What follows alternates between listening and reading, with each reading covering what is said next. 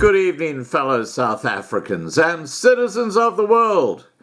And the unemployment rate in South Africa just goes from bad to worse. Yep, worst in 11 years.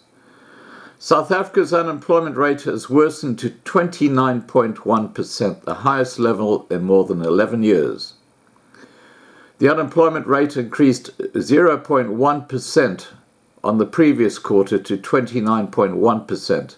This is the highest since the first quarter of 2008. Numerically, the working population is comprised of 38.6 million people. A total of 23.1 million are active in the labour force, while 6.7 million are unemployed and 15.5 million are not economically active, i.e., they are unemployed. Over the past quarter, the number of unemployment people grew by 78,000, while those in employment grew by only 62,000. The number of discouraged workers increased by 44,000 during the quarter, i.e. people who gave up looking for work. Further analysis of these figures shows that the unemployment rate is highest, or 34.4%, for individuals with less than matric, compared to graduates with the lowest unemployment rate of 8.2%.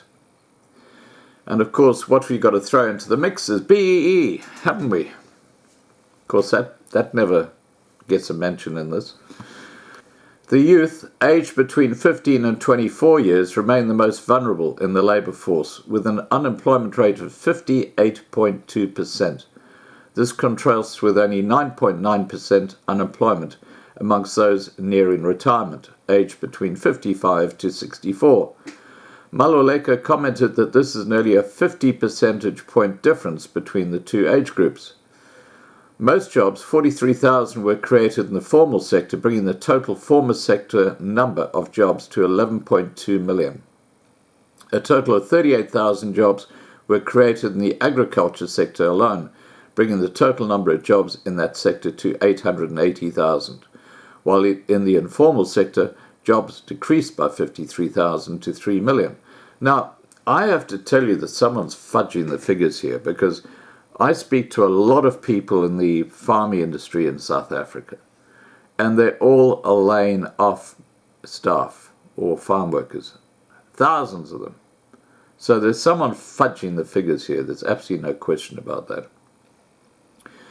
And while we're talking about fudging the figures, let's talk about Eskom, because Eskom has shown a huge drop in productivity in the last 15 years, with too many employees doing very little at the company. And of course, we all know about this. We've talked about this several times in the past.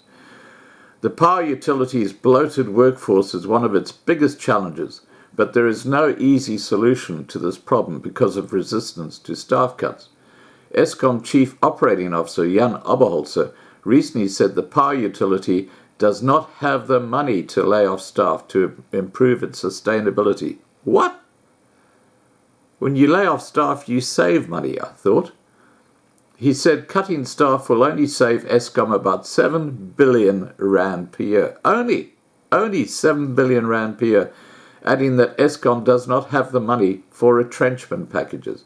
Well, then you need to go into temporary liquidation, don't you, while you sort that issue out. Oberholzer added that it would not be good to retrench between 10 to 15,000 people when the country's economy is in the doldrums. Absolutely true. It's in the doldrums. Oberholzer admit the productivity at Eskom is much lower than what it used to be, and that this is a big concern. He said that 11 years ago, Eskom employed less than 30,000 people. This is now sitting at 44,000 employees, while the company is also paying for contractors to keep the lights on. Most of those employees sit around and do nothing all day long, except for picking up a check on a Friday afternoon. Nice job if you can get it. No wonder they don't want to lose their jobs.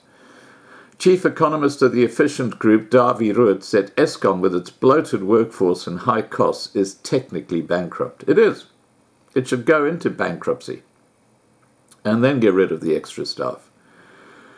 He said all attempts to reduce its workers have been met with stern opposition from unions. Instead of laying off staff, Oberholzer said Eskom is focusing on increasing productivity amongst existing staff, which he admits is very low.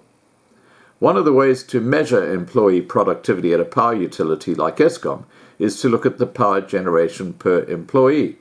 With advances in technology, one would expect power generation per employee to increase, which is seen at many international power generating companies. Not so in South Africa. In 2004, Eskom produced 232,443 gigawatt hours of electricity, with 31,475 employees. Fast forward 15 years, and Eskom is now producing less than that figure at 218,939 gigawatt hours, with just 46,665 employees, or 15,000, basically a 50% increase in employment at Eskom.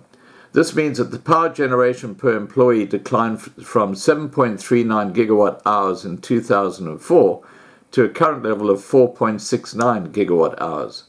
The graph below, which I'll attach here,